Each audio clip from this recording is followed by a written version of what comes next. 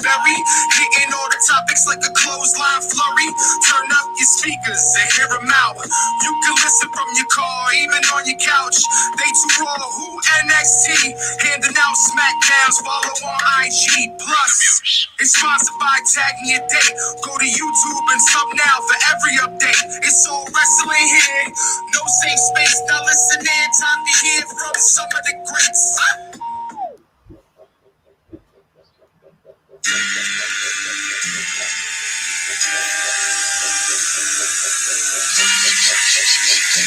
I'll kind of explain. Oh, I know.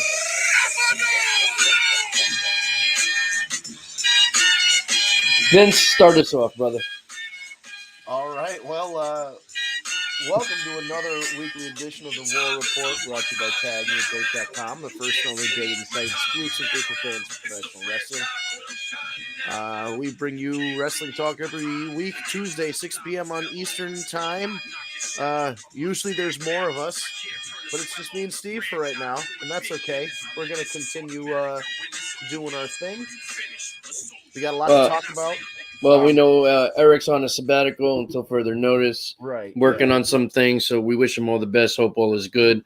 I'm pretty sure Kat's going to be joining us at some point. Haven't really spoken to the chairman in a little bit, but the time change may be part of the reason. But we'll get to that. And Ryan, kind of like on every other week, and Big Heck, of course, drops in. Whenever he damn well wants to, and Barry O'Rikers is more than welcome to do that. Absolutely. And hello to our Facebook user.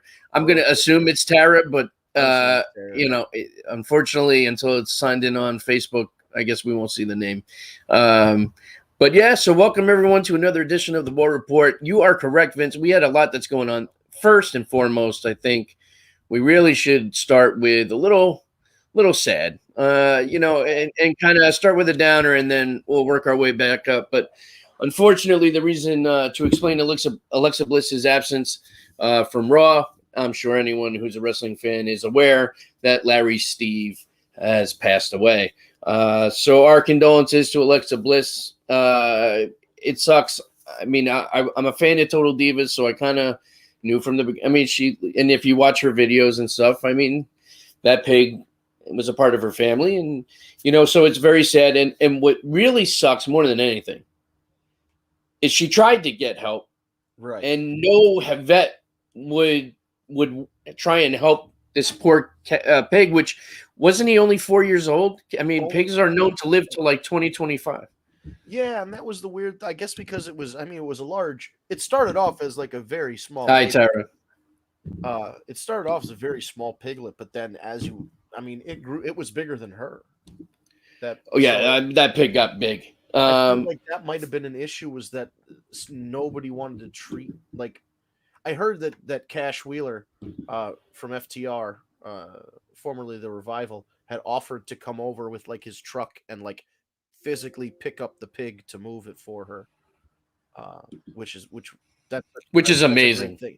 And like, but no, it sounded like no doctor wanted to treat the pig because it was so big, and it's technically considered livestock. A lot of vets don't treat livestock. The ones that do, I mean, they usually look at it as like somebody who owns a farm, and if they lose one pig, it's not a big deal. But this was a pet. This was as much as you can train and house train a pig, which it seems like she did. It was up on the couch and would sit with her and stuff. Like she trained this pig. Listen, so if you part of the family, yeah.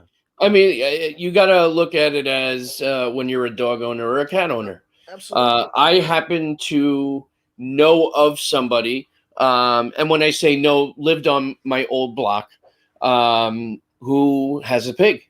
Him and his partner have a pig, and it was, to my kids, the coolest fucking thing ever. Like, I can imagine. I had to go further down to loop around when we were coming home to see if the pig was out on the lawn. That's cool. And they were always super cool. My kids could always go there and pet the pig, and very domicile. And they said an amazing pet. They're very smart. They are messy. you know, and I mean, they're fucking pigs. So, you know, like, what do you expect? Kat apparently will be joining us within the next 5 minutes.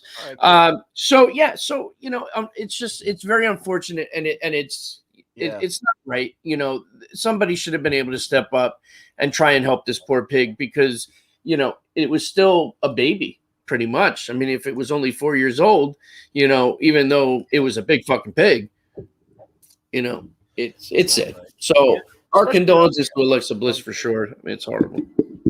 Yes, Larry Steve. I mean, it was just Larry Steve. What a great name. It was a good name. It was a good pig, man.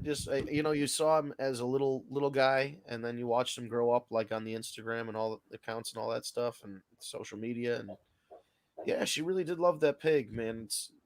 It has to be like losing a dog or a cat. Like I can't imagine. Has to be. And maybe even worse. I mean, How could it not be?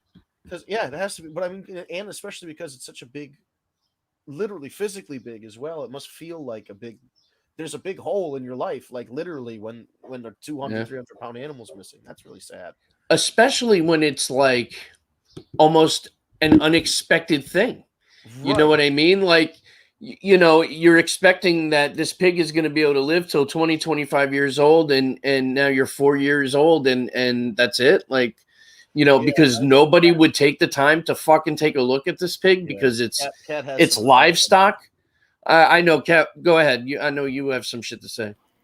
I'm beyond infuriated by that one, because how do you stay like this? Oh, there literally is an exotic animal vet 2 hours away, and I actually did tag the TV show about that because they have emergency transportation. But is a pig an exotic animal? Seriously? Like, is that what we're considering a pig? It's not a fucking tiger. Like, you know what I mean? It's not an elephant, you know, like vets, like the traditional vet only does dogs and cats.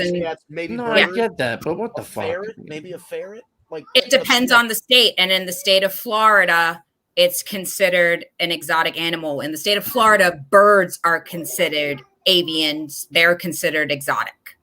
So a ferret would be treated by an exotic animal vet and everything. Like, the only like exceptions with that, I don't know if you guys watch it or not, like Dr. Pol takes all those animals and everything because it's farm country. You don't really have that in Florida. Right. Yeah. I can't believe that doctors would. That's like a human doctor turning down a patient. Oh, you're too fat. I can't see you. And then the person dies. Like, you don't turn away a patient in need. I don't have any vets by me that would treat my raccoon. I have to take them upstate. I have to take them by Steve. First of all, I didn't know you have raccoons. I have 2 raccoons in my backyard. Yeah, Rocky and Bullwinkle. Okay, and that's new. I didn't know about that. That's cool. They creep me out. No. they creep me the fuck out. Okay, let me give the backstory to this. Okay, their mom was literally run over by a car in front of my house. I was probably here 2 weeks. So I took them as babies because no one would take them. And I fed them and raised them in my backyard because no one would take them. All right. No, that's so are they like you like hold them and pet them and like fucking they'll eat out of my hand. They eat out of Autumn's hand, Rosie's hand. That's wow. But they're wild animals, man. They don't know that they're raccoons. Right. No, I get that, but do they eat your garbage? They won't. More raccoons. I have neighborhood raccoons that will attack my garbage, but Rocky and Bullwinkle won't. No. I have to say I'm pretty skeeved out, but the names are fucking hilarious. Yeah. Rocky and Bullwinkle, fucking awesome. They were this big. I've posted pictures in the chat of them before, but they were. How have I never seen it? I don't know. I had this whole big conversation with Amanda and Eric and everything. I think Eric's even seen them. I can't believe I'm going to say this, but send me some of those. I gotta see. I gotta see. I gotta see this nonsense. Rocky will sit on my shoulder. Rocky sits on my shoulder. I can feed them grapes. Like I've actually, it freaked Justin out the first night or whatever. They were scratching. They were scratching at the door. So I opened the door and he's like, what the hell do they want? I said, they want food. So I put a little plate of grapes and everything outside for them. And they sat on my front porch and ate. Wow.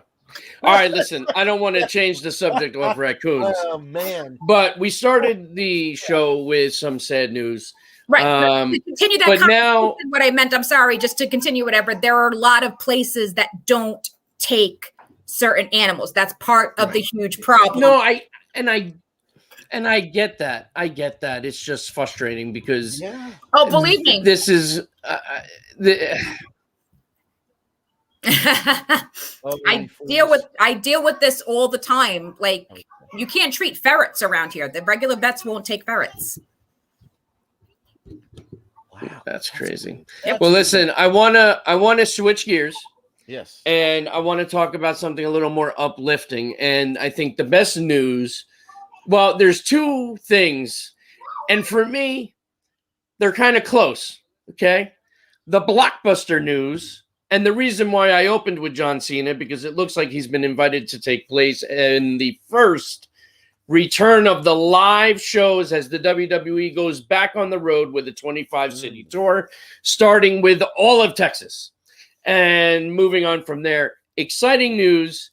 And we're going to get some more, I think, than John Cena. I think Edge is already being promoted, some other things.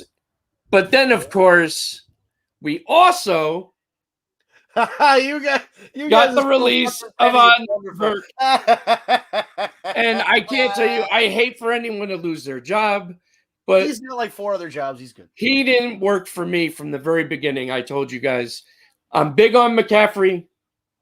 I can't deal with this fucking I Adnan. love Eric's comment that he thought it was General Adnan first, though. Yeah, he's like, That was the funniest thing I've seen yet. He goes, we talk about General Adnan. I was like, no, I think I'd rather hear him talk. 30-year-long Legends contract. They just let him go. You know, it's just funny to me. Like Eric says, you know, did I miss something? Dude, of course you missed something. You haven't been watching wrestling. Like, What did I it miss? keeps Oh, we just- it didn't stop. Like, it's gonna keep going. So But he didn't I'm really surprised. miss anything when it came to this guy. well, listen, to be fair, he hasn't really missed much, period. I mean, let's be honest. There hasn't been anything like the most blockbuster thing that's happened since Eric has stopped watching is Roman Reigns getting new theme music. Yeah, that I'm- might be it.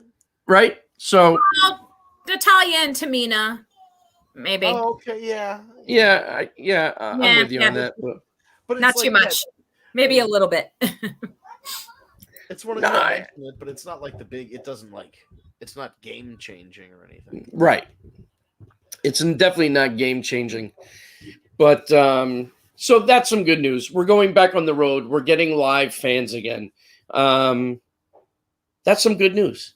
Yes. We're moving in the right direction as long as all of a sudden now there aren't mass COVID issues, I guess. But Looks like it. Because Japan is actually doing really bad right now.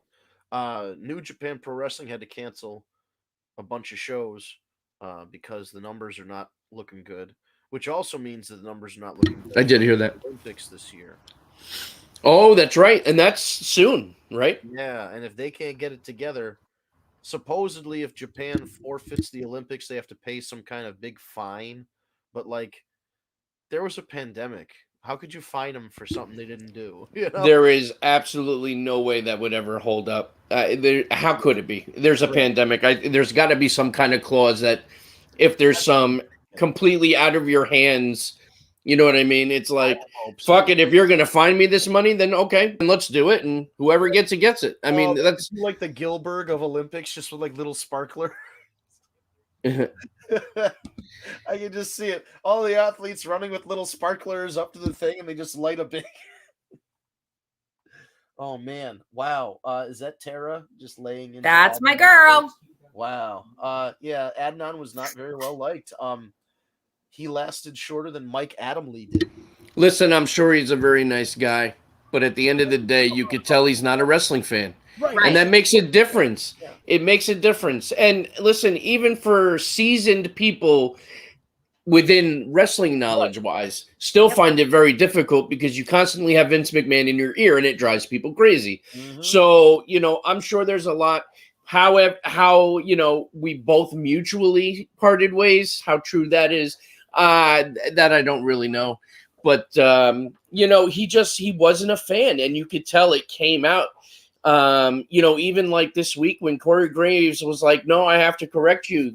This is the queen. This is what she is. This is what she does. Like, it was just too obvious. Like, dude, you didn't study. And, that's really what it comes down to. You didn't study.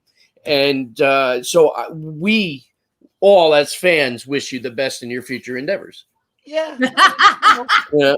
But now, but now the question is, who is going to replace this guy? I mean, I'll be honest with you. I'll be honest with you. I'm okay. Put fucking McCaffrey on both shows. That guy, I'm fucking a complete 360 for me with him. Oh my God. He's Did a you fan. see him on Friday night with the Shinsuke Nakamura thing? Oh my God, dude. Fucking amazing. He was I mean, he's getting out of his chair. He's screaming. Yeah. He's getting all into it. He's like, dude, and he knows, and he's a fan. You can tell he's a fan. He's the closest thing to what's his face from NXT than anybody else I've seen. Yeah. So, God bless him. I'm a he big makes fan. it seem like it's us in the seats in the announcer position. Exactly. It's exactly how we would behave if we had that job. 100%. I can't agree with you more. I mean, that's exactly what it is. I'm yet to see him sit calling a match. Yeah, well, I will say this though: when they go live, he may have to. You know what I mean? Because you're blocking fans now. Good luck trying to keep his ass sitting down now.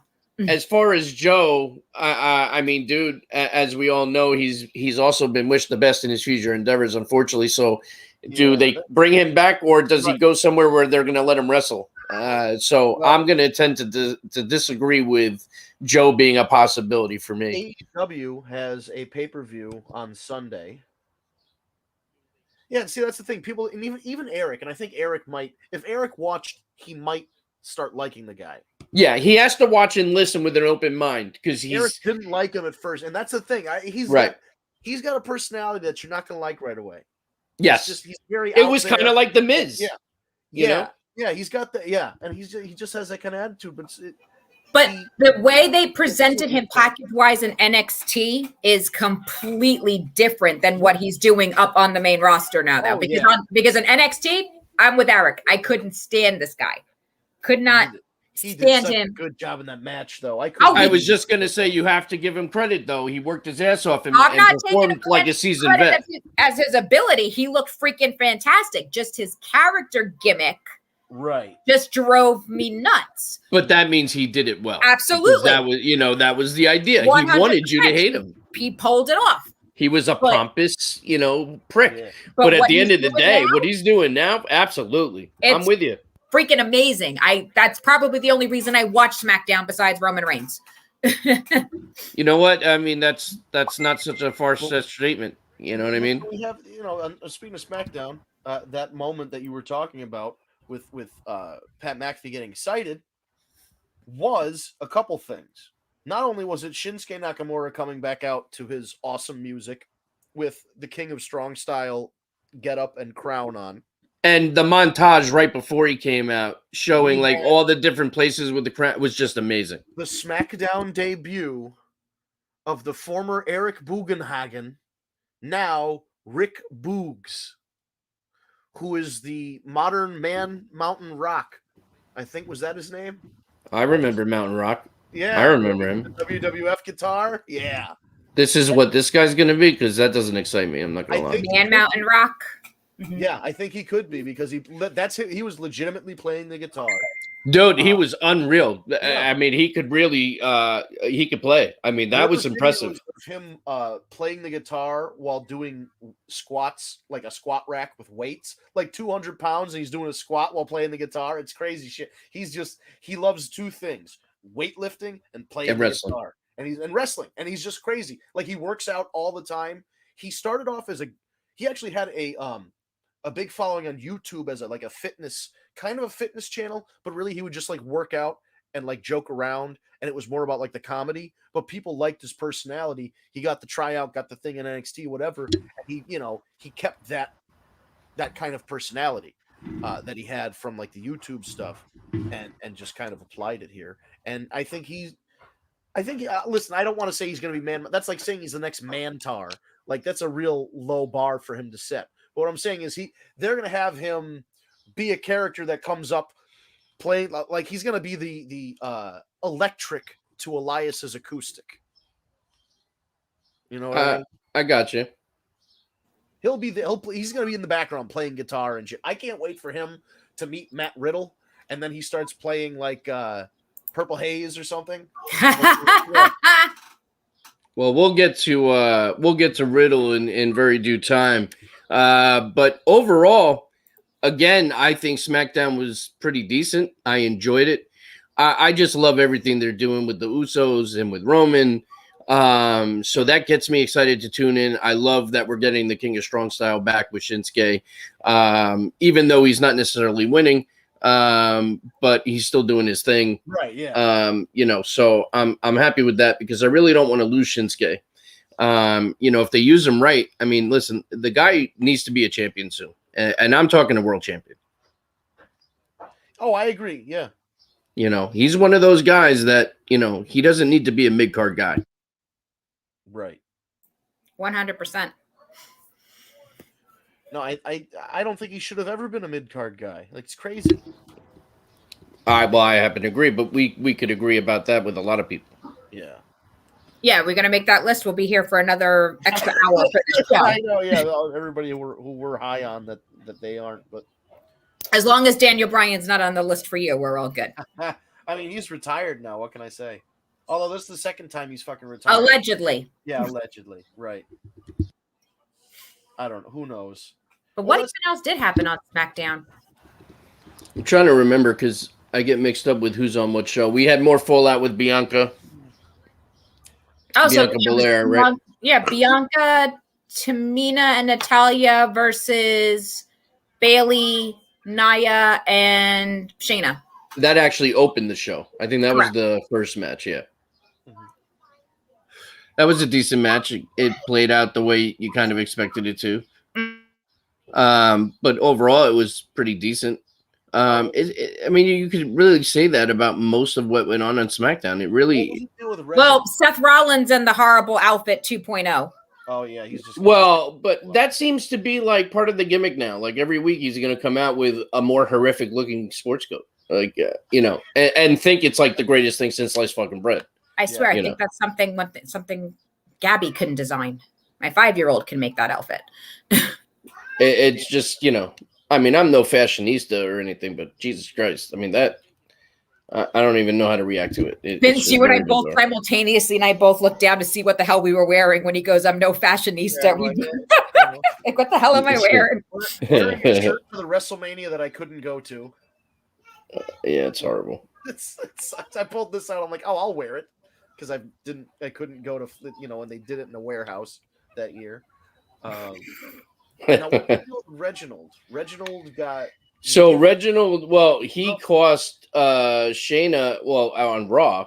That was was Raw. He we'll get into that, I guess, when we. I mean, is there anything else on SmackDown? Really, I think that was pretty much it, right? What was it with the Cesaro thing? The Bianca Belair, the Usos will be taking on the Street Profits now this upcoming week. Oh, right. So there was a challenge issued. There were backstage promos for both. The Street Profits, of course, did a great promo. So if that becomes a feud, I'm kind of excited. But then, Roman was pissed off that, this match was even taking place. And, that's none of my business. I'm not going to be there for you kind of thing. And it just kind of playing into kind of what it's the whole, I love everything about it. That whole thing to me works. And in the end, I just hope, I truly believe this is just going to become this, like Kat said last week, it's going to become the Samoan dynasty of 2021, Well, is Jimmy all the way on board with this? Not yet. They're teasing it like he's like, I'm nobody's bitch, kind of like Jay was, so it's interesting to see, but I think eventually he's going to go on board. And I do want to also just say this. Yeah. Go ahead. No, go ahead, because it's off topic about SmackDown. So go ahead. All right. So last week on the show, I said I really think they're going to do a Rock versus Roman thing at Mania. Now that the fans are coming back, it's a stronger possibility. Yeah. And then a few days later, it felt to me that Paul Heyman was laying the foundation to that with his tweet, basically saying that Roman is a better champion than The Rock ever was and the true head of the table. So to me, that says we're putting the feeler out there to social media world that this blockbuster match may actually happen at WrestleMania if the fans are there, and of course the Rock's schedule works. But I thought that was pretty interesting. We'll see. They keep talking about it. They keep talking about it, you know, as if it's a possibility. The Rock kind of hedges on it. I don't know. We'll see. It'll be interesting to see if they get him to work for SummerSlam or for WrestleMania or what they, you know, it should be WrestleMania. But I feel like maybe they'll go, hey, for SummerSlam, big crowds are back, full capacity. Let's do the big match. I don't know. I feel like at this point, you wait till Mania now. Yeah, that's just my right. You know, it's been this long, and you know, again, who knows what's going on with Rock's schedule because he's constantly doing something. So hopefully it works out. Hopefully we get it. I do remember the last time that The Rock was asked this question where it came out publicly. He kind of responded with something like, I have absolutely no issue and would love to come back and face Roman, but I won't do it unless we're in front of a crowd, kind of thing. Yeah. So that's why I'm hoping. And now with the tweet, Aleister Black also returned. That's true, Ryan. Thank you. Yeah. I was going to talk about that. So we'll see how that goes. But he did come back. Hopefully he gets a push. You know, and we'll kind of see how that goes. But you know, he's another one that. That's what I was going to say. That fatal 4-way before Aleister Black even came out, that was a hell of a match for Me SmackDown. Frozen. Yeah, there won't be. I think there. Say that again. What I said was, but did I freeze? I apologize. What I said was that fatal 4-way. I think it might have been me. I said the fatal 4-way before even Aleister Black interfered. That was a hell of an Intercontinental Championship match on SmackDown on Friday night. Yes, 100%. Absolutely agree with you. Well done match. Yeah. Which I kind of expected too out of those guys. You know what I mean? Yeah, but that was what I mean is that was almost a pay-per-view caliber match. That's how good they all were. 1000% agree with you. Absolutely. Why are we on this agreeing streak lately? I don't understand. I have no idea. It's like the stars and moon are aligning. I don't know. Now all I need you is to agree with Sam, and the world's fucking over. Oh my God. Yeah, that's really what it is. Sam's not here to just bring us back down to earth. He's got to bring his ass back to the show, you know, he's been MIA for a little bit, but I guess we're pretty much over and done with SmackDown, which means we can move over to Raw. Raw was okay. You know, it's like the main event was Natalya and Tamina defending their titles. I am never one to be upset about the women's match being the main event. I think it's fucking awesome. I was a part of it at WrestleMania Live. You know, I'm all for it, but that match just didn't get me like, you know, to really like give a shit about the main event. I don't know. I'm loving Bobby Lashley. I'm loving the Hurt Business, but I'm getting kind of bored. I don't know. There's something still missing from Raw. I don't. What's up with like the Ho train coming out with him? I mean, he's got the money, he's got the power, he's got the women. But what's the point of that? I don't get it. What's the point of him bringing it? They don't do it. It's like, at least with The Godfather, you knew it was a Ho train. Yeah. What's the point of these women every single week? I don't get it. Maybe one of them is going to debut as a wrestler. Maybe one of them is going to wrestle. I mean, that's usually what happens. You know what I mean? Like there's a group of girls, and then all of a sudden something's going on, and one of them can all of a sudden do like a Hurricane Rana or something. It's gonna be one of those. Listen. Think about this. Remember back in the day, Victoria was one of the Godfather's hoes before she became, you know, what she became. You know what I mean? So, you know, some of the main roster guys now that are doing really well were part of the what's his face from NXT, and then Adam he had to Rose. train the people. Adam Rose. Yeah, Rose. The people were Rose. Braun Strowman was a fucking rosebud. Right. You know what I mean? So I that's probably what that's about. I understand that, though, but at least with The Godfather, there was an explanation of the montage. Adam Rose, it was the party train. You break up the hurt. But see, I don't. For this? But I don't think. Well, I don't really think that there's an explanation needed, in my opinion. Like he's the champion. Well, I mean, for me, it's he's now the champion. He's making a lot of money. He's the face of the show. So he's going to flash himself and come out with tons of women. Same to what Ric Flair used to do. He ain't no Ric Flair. But again, I'm not Ric saying Flair, he is, but that's, But he was the limousine ride and kiss stealing and everything, had the whole explanation as to why he had these tons of women around him. We all know Bobby Lashley is married. There's no kayfabe here. What the fuck? Well, that's why Lana, well, there's many reasons why Lana Bobby Lashley didn't work, but that was also a contributing factor because Bobby and Lana are both married. Yeah. Vince, what do you think about this? What's your opinion? I mean, it's women accompanying Bobby Lashley to the ring. It's fine. Like, it doesn't offend me in any sense. I just think the most offensive thing is that Drew McIntyre comes out and asks for a fucking one-on-one match. You just had a one-on-one match with him and you lost. So right. Why do you get another one? Like, and that was kind of the position that was made. And that's the thing. We're in like this holding pattern where, like, okay, last year there was 6 months where it was just Randy Orton and it's very true. It wasn't the Spirit Squad. You're right there. So it was Randy Orton and Drew McIntyre, and we're like, when are they going to stop feuding? Jesus Christ.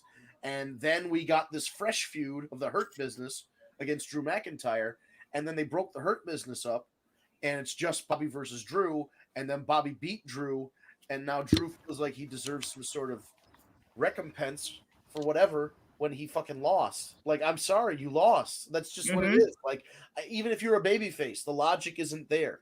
Can we have a beat the clock challenge, an over the top rope elimination, a 6-pack match where the first one to pin, like something where he earns? You have to earn a title shot. That's why I don't want to drag AEW into this, but I got to tell you, when AEW has somebody earn a title shot, they go on a win streak, they beat other title contenders, and they talk about the rankings weekly. Yes, and people talk about the rankings not making sense. The rankings make sense. Of course they do. The rankings make sense from a pure wins and loss perspective in AEW, and they throw a little bit of, it's still wrestling, so we can fudge these numbers and make somebody ranked higher than another person. You say, oh, well, somebody wrestled a jobber guy on AEW Dark, and then you wrestled a guy on Dynamite. So even though you both won, one win counts more than the other. So you throw in that like little kayfabe thing where you can still put somebody in the rankings where you want to put them. Anyway, back to WWE. It doesn't feel like Drew has earned this next title match. Usually somebody at least comes in and says, aha, but no, I deserve it. And then those two guys have a match. And then maybe Drew wins and maybe he doesn't. But I just feel like we're just continuing WrestleMania again. We had WrestleMania. Well, and it's funny because what did I say before? I said I'm starting to get a little bored. And you're hitting the nail in the coffin. I mean, that's really why I'm starting to get bored, because it's just the same thing over and over. And I'm a fan of Drew McIntyre, but you're right. He needs to go back to the bottom and work his way. It's time to give somebody else a shot. I think possibly, though, they might be saving all these storylines and all this stuff for when they do go back live in July. Right. You know what? You're not wrong. We're going to agree again. 2 years. Oh, my God. I know, it's crazy. They have just been doing this to kind of stretch things out. So I think they're just trying to do whatever they can and do what have you. Oh, there comes the kitty cat. Yeah. Oh, where you? Oh, yeah. Oh, Vince, I have to actually officially retract something too that you're probably going to be like, holy shit about. Oh, what happened? So I finally watched Shawn Michaels' bio the other night. Yeah. Very well done. Yeah, but Marty's no longer hot to me. Oh, he looks horrible. Horrible. I mean, listen. I know, but that's going to be a huge shock for Vince there. But yeah. I get it. It's modern. Like, you're not saying that Marty 40 years ago or 30 years ago wasn't hot to you. It's Marty now. Yeah, Okay, that makes still sense. loved, but still, yeah, Right. no, not his personality. I mean, the look now, like, yeah, no. Yeah, I no, miss- I mean, I met him 10 years ago. He was just 5 or 10 years ago. He was a sweet guy, but yeah, you know, you could tell he'd been through the ringer. Oh, he's a sweetheart still. Like I said, I still talk to him on Facebook and everything. Like that was like that's still like the highlight of my life. Marty Jannetty knows my name. Yeah. But you know, But you're not going to be one of those stories on his Facebook. I met this girl on Facebook, and it's not me, I promise. She goes, the one where he said, "I met this 18-year-old girl. Nope. And we're in a relationship." I think it's my daughter, and now Yeah, I'm in love with her and all that. Nope, not happening. Oh, at least I think that was a joke too, just like that. I hope so. He's a crazy cat, but There was a time I would say he could put me through a barber house window any day, but yeah, not so much anymore. That was a great bio, though. Yeah, they're pretty good. It's just so funny because every so often I'll be watching them. Like I'll watch them with my parents because they're not as familiar with some of the guys and like the deep history. And I'll be talking about something, and I'll say like, you know, Mick Foley used to do this thing called the Pepsi plunge, where he'd jump and take a big back bump off the top rope onto concrete, and then like the documentary would play it, and I was like, oh, there it is. Or like we were watching the Austin one, and they were talking about the match where Owen gave him the pile driver and he was paralyzed for 60 seconds. Yep. I was like, oh yeah, if you look at Austin's hands, you can see that they're like crinkled in because he can't do anything. And then then he says it on the documentary, and I'm like, oh, I know, this is my life now. This is just my life. Yeah. It's kind of like when you send me X-rays now. Yeah, so we sent around X-rays of Will Ospreay's neck because his neck is fucked up.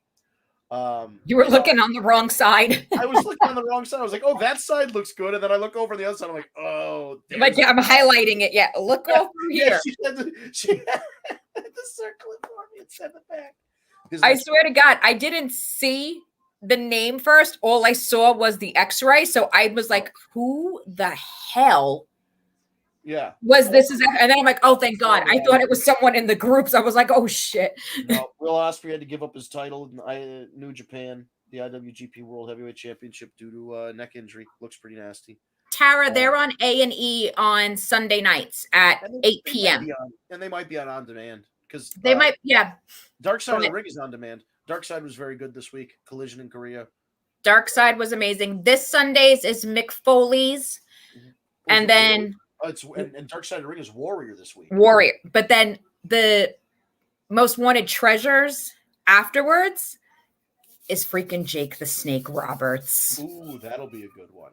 They're looking for the original bag. Oh. And they're looking, believe it or not, they're looking for the contraption that made Damien when Earthquake sat on him. Oh man, if they find that stuff, that'll be great. I'm gonna fucking buy that shit if I can find it somewhere, man. I want that shit.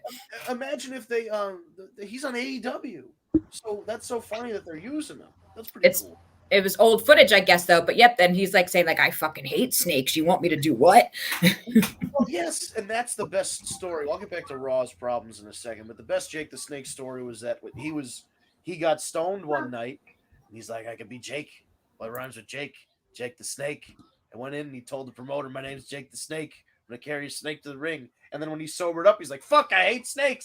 It's the best story he's ever... Like, I love that story. He sobers up and realizes he's afraid of snakes. I still think that and the fact that the cobra that bit Randy Savage died a week later. Well, the cobra that bit Randy Savage... was... one of the most amazing storylines ever for me as a kid. Yep. Because I truly at that point, like I knew wrestling was fake at that time. Yep. But then at the same time, I was like, that looks so fucking real. Like, how is that fake? That was amazing. If you have not seen what we're talking about, it's gotta be on the network. It's on YouTube. But oh well, that's true. It's on YouTube also. I literally cried for like an hour after watching that on Superstars. That freaked the shit out of me. I'm calling my dad at work. I'm like, Dad. And he's like, well, because you know it's fake. I said, no, Dad, I'm telling you, this is real. And I recorded it. So when he came home, I that put it fucking snake was gnawing on his arm. Right. Like, what the fuck? Yeah. It But was I pressed- unreal. They did that well. But I pressed play and I left the room because I could not watch it again. And my dad's like, I'm telling you, Kat, it's fake. He goes, I'm telling you it's fake. And he goes, holy fucking shit, what the hell is going on? My dad goes, he goes, that's not fake. I'm like, I told you. I know, that shit's crazy. And Jake actually had to get bitten by the cobra backstage before Macho Yeah, you was saw in that in the ring. He did. Yep. He said it on Joe Rogan and somebody else. He tells the story, and it's just funny to hear Jake do the Macho Man. He's like, "Now I don't want you taking no anti venoms or nothing." And he had to sit there for Yep. like 10 minutes after to make sure that, because Macho was Macho didn't want him to be bitten by a poisonous snake and die. Like, oh come on, Mach. I know he was real Coke had to be good in the 80s if he was that paranoid. Oh, But then what was even weirder, like if you heard it in the Macho Man's bio, because he couldn't get the snake off and it was Yeah. still live, Vince sent Elizabeth out there yeah, to say, get it off. Like, yeah, it wasn't. why yeah, do you but send it your wasn't- wife out there, man? I mean, that would made it too, because she was out there and telling him to stop. Like the snake just what happened was the snake wasn't cooperating, so Jake he beat the shit out of that snake a little bit to get it mad, and then it just wouldn't let go. It was like, all right, you want me to bite somebody? I'm gonna bite them and just not let go. And there's how many people in attendance or whatever, all that noise and everything. That snake isn't gonna. What makes you? He's not a snake charmer. Man, Jake the Snake in his prime as a heel, even as a face, but as a heel, he was so fucking good. That whole music, trust me. I mean, everything. He was just the way he'd slither, just like Randy. But Jake was the first, man, and it was cool, man. And when he started bringing out that fucking python and that cobra, I mean, it was just, whew, man, it was crazy as a kid. There's only one person that can make a blindfold match look pretty good, and it had to have been Jake, because it sure as hell wasn't Rick Martel.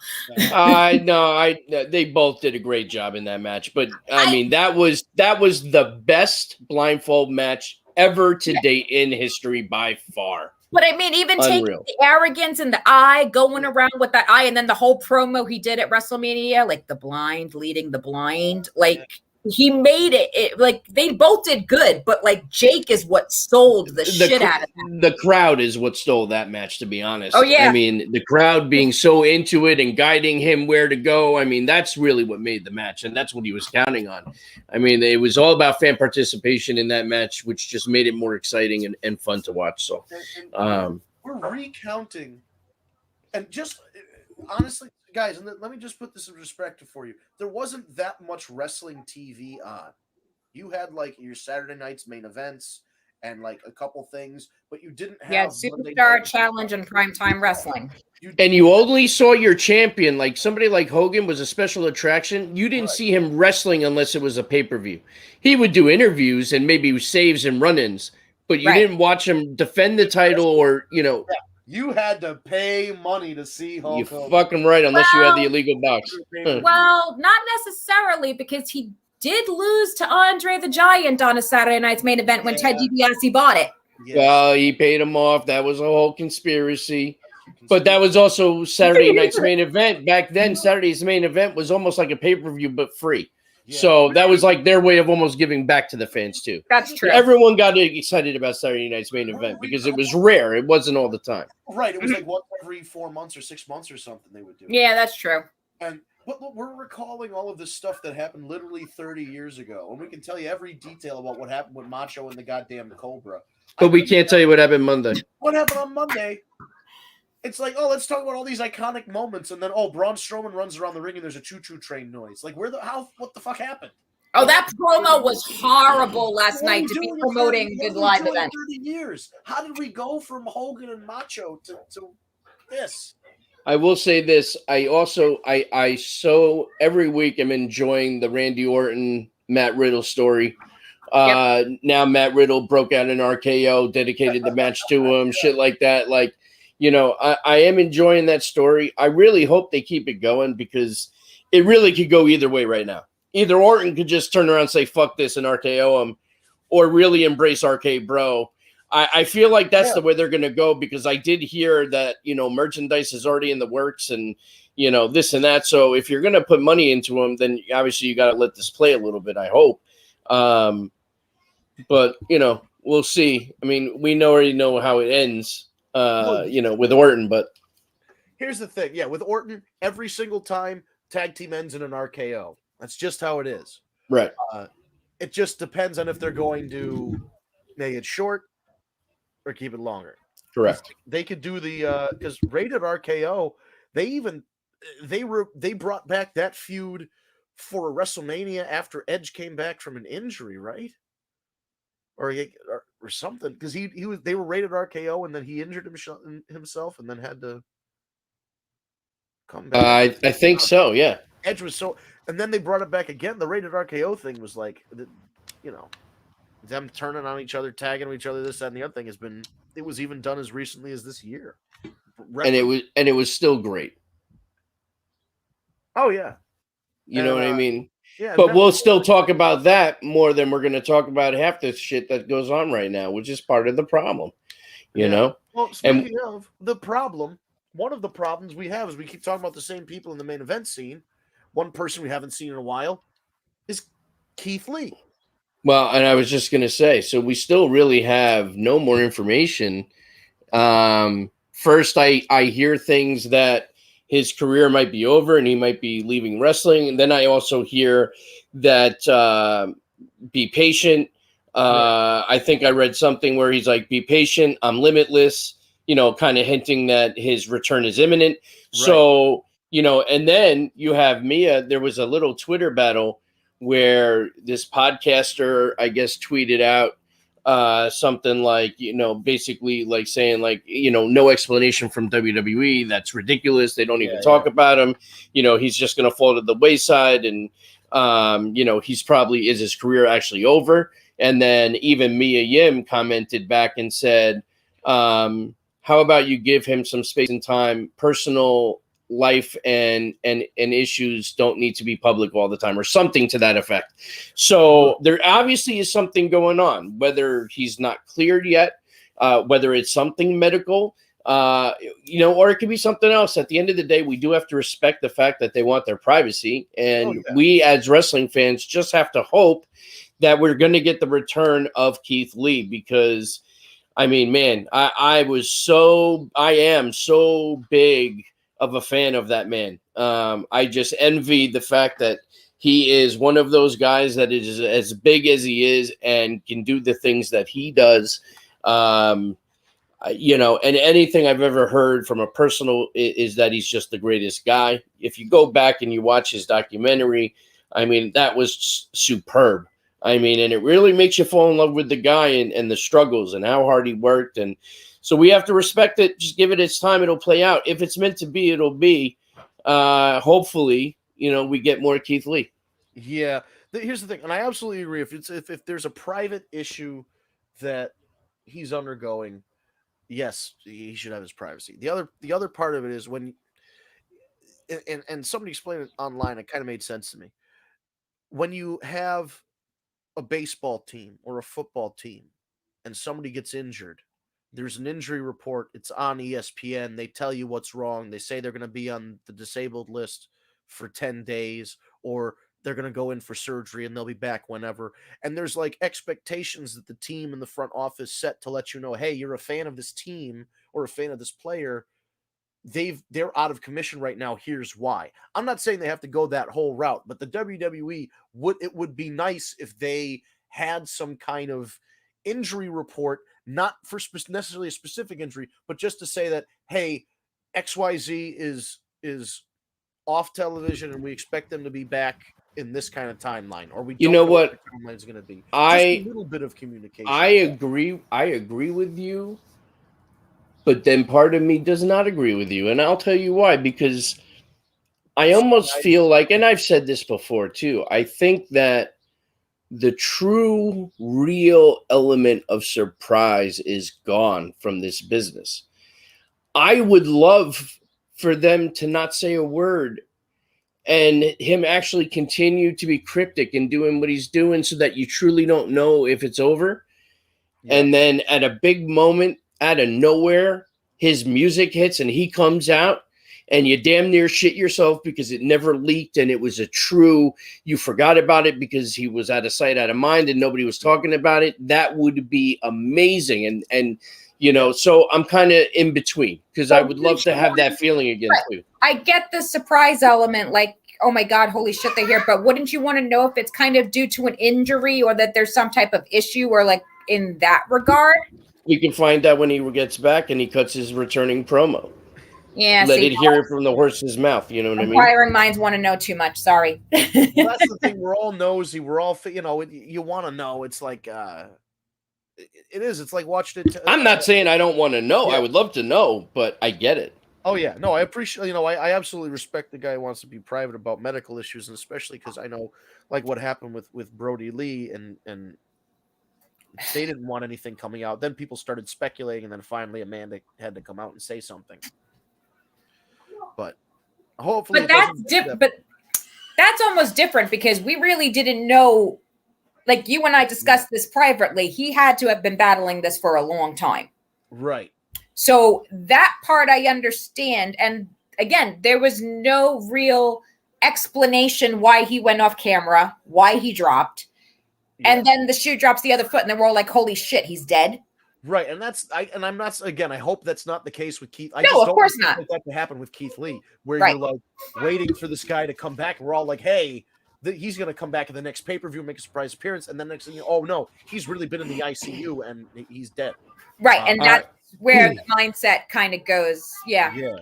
Especially I want to guy health, like he could have had COVID. Like when you see a guy that's his size, first of all, there's problems with being that size. And second of all, if you have COVID on top of it, or your wife did, that can't be good either. So I don't know.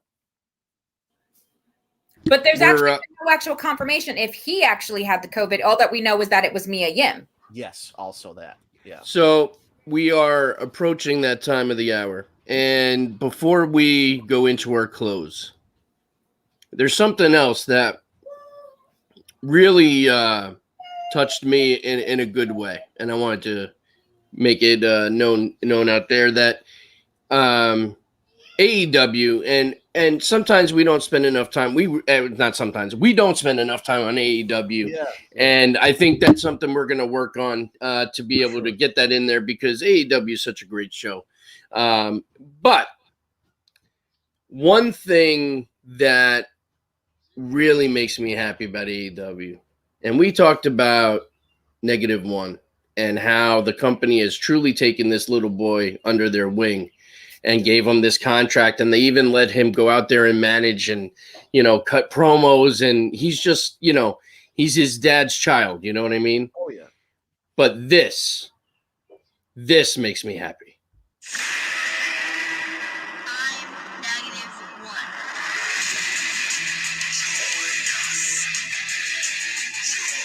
-1 Yeah, he gets his own theme music now. Fantastic. And not for nothing, it's fucking bad. It is. Yeah. So whenever he comes out, he's gonna have his own music, which is great. That's I am so happy for this kid, and you know, he's been through so much. You know, the wrestling world has been through so much, losing Brody. But man, to see the company step up and do something like that as a father, like that's amazing. That's really amazing, and kudos to AEW and management. I just wanted to get that out there. I just that's fucking cool, man, and that's they you know, another thing, just very briefly because we do have to end our show. Cesar Bononi, who used to be in NXT and has been used by AEW. I don't know if he signed to an official long-term contract, but he's been frequent on AEW Dark, AEW Dynamite, etc. His wife has cancer and needed a kidney transplant. And it cost a lot of money. They had to get her from Brazil to the United States.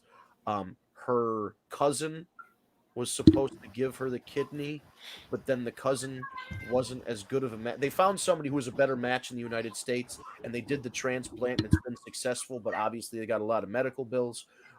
Caesar put up a GoFundMe for his wife. Tony Khan donated $10,000. Chris Jericho donated $1,000 or $1,500. The whole AEW roster donated from as little as $50 up to 100, 250, 300, 1,000, anything that they thought they could do. So they've already, I think they've doubled between fan donations and the staff at AEW. They've doubled the GoFundMe total. That is amazing. Absolutely amazing. So sad. It just, it really sucks. And it sounds like the surgery went well, and they're in that period where Thank God. they need to see if the kidney is going to be rejected or accepted, because which that unfortunately can take up to a year before it actually and unfortunately my best friend in the entire world, his father went through that, where he got a kidney. He was doing amazing, and it was literally like 11 out of 12 months later it rejected, and that was it. He was gone. Yes, so it sucks, and it's terrible, and cancer is awful. But like, it's nice to know that there's people out there. They support they're supporting their friend and their coworker Caesar and his wife in a difficult time. So that's where they really seem like a very tight knit group over there when it comes to that stuff. Yeah, it seems like they're all very close, which is great. That's the attitude you kind of want if I'm working for a place like that. You'd feel really nice knowing that not only did you do something for them, if it ever happened to you, that they'd have your back too. So very cool to see them. There's still hope in little things like -1's theme song and donating to Cesar Bononi's GoFundMe, but there's still hope. There's still nice people out there. So that's about it. With all the doom and gloom that's going on, sometimes it's nice to have that. I would love to get -1 on the podcast. I would love to get that kid on the show. Jeez. I think what would happen is he'd get on, and then like Autumn would get on the other end there with Kat, and then like they'd never stop talking. Forget that. You know how I fan out when I see it. Forget that. Forget my kids. But let's test this. Hey, Autumn. Vince and Steve want to know how you would feel if they got -1 on the show. Have a verbal reaction. Look at, hang on. Oh boy, here we go. I told you that would be if we could. All right, so we could pull it off. Don't get me wrong. I don't think we have a chance in hell, but we might be able to get the mom. She's literally crying here, begging. Can I say hi to him? If we get it, if we actually get him on the show, yes, we will allow you to come on and say hello. Cool guys, no joke. Look at this. Oh, that's funny. Oh my god. Oh, that's hilarious. Oh. Don't get all overexcited, because it's going to be a long shot. I know, but just I told you, she's like obsessed. Didn't Amanda have an interaction with her on Twitter? With his wife? Yeah. Okay. All right, we're gonna have to talk to Amanda and see if we can make some magic. Everybody likes talking to the hot Canadian girl. Nobody ever wants to talk to me. I guess we should wrap up, huh, Steve? It's about that time. Yeah, I got nothing after that one. About that time. Yeah, we'll see if we can get somebody on the show. I like watching Autumn's hair grow every week. I can see how far the progress is. True story. She's going for. Kid you not? She goes, I'm going for the man bun now. Oh, is she? Okay. She's like, she had like the Patrick Mahomes for a little while, and now it's almost like a kid in play. And that's exactly what I call her. But she did it in the back too. She got a zigzag back there. Oh, that's awesome. That's great. Oh man, down south is not ready for you crazy northerners. If I tell you, no joke, I said to my girlfriend, I said, I don't know how they're gonna feel about me, like, with all this and everything. She goes, they'll think you have the big C. They'll bring you dinner for a month. I'm like, oh my god. Okay. Thanks. Note to self. I mean, they got the answer for that. Anyway, we'll follow more of Kat's move down south as time goes on here. If you folks enjoy our crazy conversations like we had today, we are live every Tuesday at 6 p.m. Eastern time now. We have changed that. It used to be 7. Now it is 6 p.m. Eastern time, which is great because I'm going to go cook some food after this. And, I'm very hungry. I went to the chiropractor and then I got worn out, so now I need some food. Yeah, you should follow us here. We live stream on Facebook, Periscope, Twitch, everywhere that live streams. We do it through the StreamMate thing all at once. We hit the button and they all go live. So pick your favorite platform. We're probably streaming on it. On twitch.tv, it's War Report is our username. Everywhere else, it's at Tag Me a Date. That's Tag Me a Date with no spaces. It's all one word. Go to our YouTube, subscribe to the channel, hit the bell. You can like the Facebook page. You can follow us on Instagram. You can follow us on Twitter. It's all at Tag Me a Date. And for the audio version of the podcast, if you'd rather listen than watch, Ryan is nice enough to put up the audio version on your favorite podcast app of choice. We have it on Stitcher, Spotify, SoundCloud, Apple Podcasts, and Google Play Podcasts. You can look it up either through the War Report or through Tag Me a Date. You'll find it. Hit that subscribe button, and you'll get the audio version delivered to you about an hour after our show ends or so. It's the same night. So later Tuesday night, you'll get a copy of the show in audio form. So if you want to take it to the gym with you, or while you're doing laundry or doing the dishes, whatever you're doing, you can take an audio version with you. Otherwise, we'll be back right here for the live stream back on Facebook, YouTube, Periscope, Twitch, etc. Tuesday, 6 p.m. Eastern time. So we'll see you guys next week. And thank you for tuning into the War Report.